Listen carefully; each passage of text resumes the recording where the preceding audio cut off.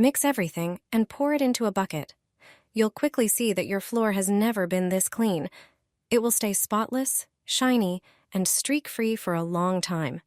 Start by adding a tablespoon of salt to a bowl.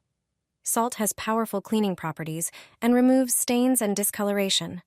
Next, add a tablespoon of baking soda, which disinfects and deeply cleans surfaces.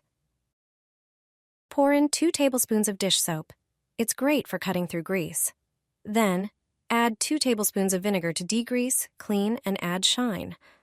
Follow with 3 tablespoons of alcohol, which kills bacteria and fungi, ensuring a germ-free surface. Mix everything well. The solution will start to fizz. Pour in a liter of warm water and stir so the ingredients blend. Then, add another liter of water to enhance the cleaning power. This homemade cleaner is perfect for washing and disinfecting floors. Transfer it to a bucket and squeeze in some lime juice for a fresh scent. Dip your mop, wring it out, and start cleaning. Your floors will be spotless, shiny, and completely free from bacteria, viruses, and dust mites.